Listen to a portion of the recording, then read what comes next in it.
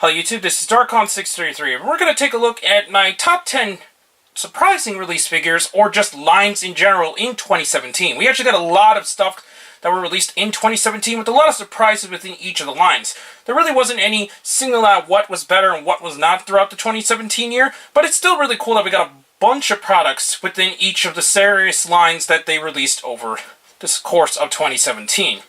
Now, my list will consist of what I personally really like within the top 10 lines, but at the same time, these are the figures that really was just surprising, and two being kind of cheating, since it was something that I didn't expect to them release in general in terms of a line, more than just in general a particular product. Anyway, so now move on to the first one and go on from there.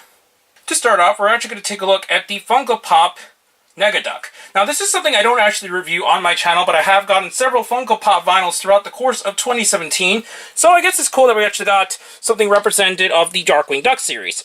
This is the version where he becomes like the Negatron version of him, where he actually turned into electricity, so that's why it's more of a grayed out version, and this actually glows in the dark. For those who don't follow this particular line, it's really just a small, soft vinyl collection of various different characters in more uniform lines, so that's really cool. Mostly the articulation is just really a swivel on the head, but you're not going to get anything else, but it does look nice on the shelf, especially when you get a lot of them, and it's also nice that they make various figures per different series. Anyway, so now move on to number 2. The next figure we're going to look at is Heat Blast from the Ben 10 reboot line. Now, I particularly chose Heat Blast since it was actually one of my favorite aliens, and this is one of the two lines that I just think it's surprising that they even made a new release, especially since it was actually Playmates that actually made these toys instead of the original Bandai America. It's really nice that we got these larger articulated versions of the characters, and although it does have some problems since it is based on the reboot designs, a lot of them don't look a whole different except for a couple of the aliens and some of the other figures we've gotten in the line. So I'm just really happy we got these in general. Anyway, so now move on to number 3. Now we'll move on to the last of the particular lines that I was more surprised of than the actual products themselves, and that is the Disney Infinity styled articulated line that's released exclusively to the Disney Store and also Disney Store Online as well. So I chose Buzz Lightyear because first, it's my only version of this particular line, and Buzz Lightyear is actually one of my favorite characters in Toy Story, so I'm really glad they even made this in general. Since I never actually reviewed this, I'm just going to quickly run down the articulation for those who don't know. The head is on a hinge. Basically, it's like a ball joint, but not quite, since it is one of those hinge joints from what I could tell. He has ball hinges at the shoulders with a little bit of movement outward as well. He does have the standard kind of articulation you would see in elbows, so that's really cool. He's got the hinged version of the wrist articulation. He does have 360 waist, ball joints of the hips, soles of the thighs, and also some articulation in the ankles, so that's really cool. He doesn't actually have the dome, which is disappointing, but I can understand since it does make it a lot better in terms of just on display. And from what I could tell, this is actually one of the first basic figures without a dome in general.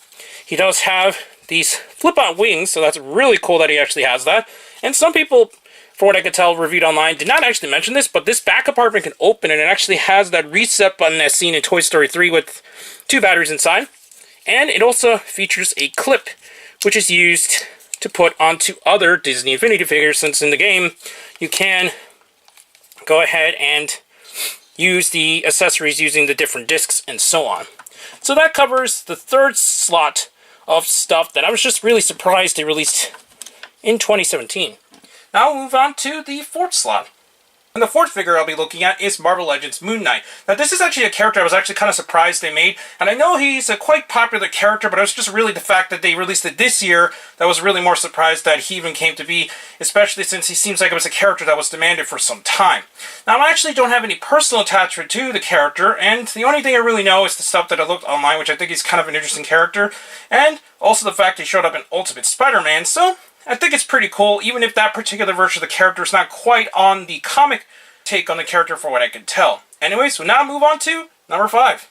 The next figure we're going to look at is DC Multiverse King Shark. Now, this is based on both the comic version, even though it's kind of cheating since you do need to get a secondary head that came with the Damian Wayne Robin that was released exclusively to Toys R Us, but it is mostly based on the version of King Shark seen in the Flash TV series or just in the Arrowverse in general. So I was just really surprised they released this figure, especially since it is based on mostly a show character, and knowing how the DC Multiverse figures is, it's clear to see that the TV-verse versions of characters do not sell as well as the comic variants, or even sometimes even the movie versions of characters. But I'm really glad they released King Shark, since I really like how King Shark is on The Flash, so it's awesome that we even got a figure in all. Now, we'll move on to number 6. As we move on to the final 4, these are the particular figures that I was actually really surprised that they went ahead and made. One of them being the Digivolving WarGreymon. Now, this particular toy isn't 100% new, since Bandai America did release these Digivolvers in the US and also was released in Japan, obviously. But this is a new version that Bandai Japan has made that has a lot more articulation, just better overall design, and fixed some problems that the original Digivolvers had. This is the first of the releases, and that is WarGreymon.